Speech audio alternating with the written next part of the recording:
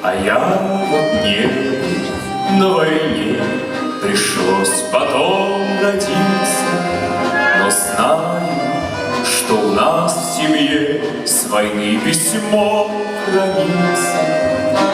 Еще, наверное, не женат тогда на нашей маме.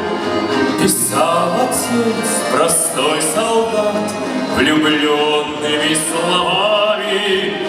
Писал отец, простой солдат, влюбленными словами.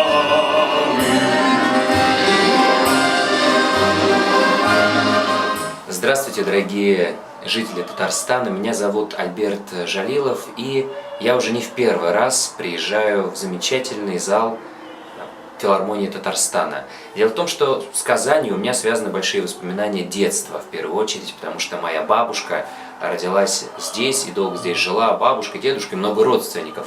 И я, совсем еще маленький, не поющий еще тогда, ребенок, приезжал в Казань из Астрахани каждое лето, иногда зимой.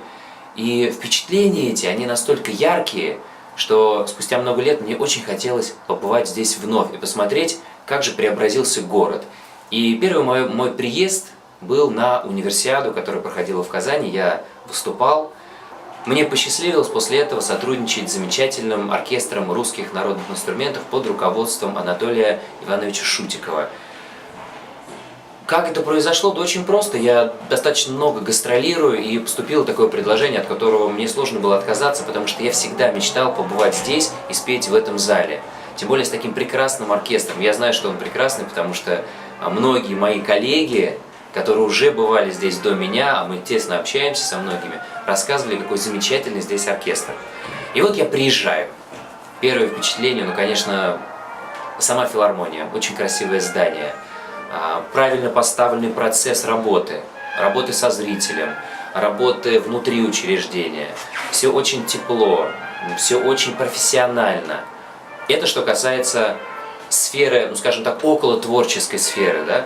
Но когда я познакомился с оркестром непосредственно и понял, что в этом оркестре работают настоящие профессионалы, и можете мне поверить, что когда меня спрашивают: Альберт, вы работаете со многими оркестрами, какой вам оркестр нравится больше всех? Так вот, в числе лучших оркестров я называю оркестр русских народных инструментов. И я рад, что сегодня я приехал вновь, чтобы поучаствовать в концерте, который предваряет закрытие сезона.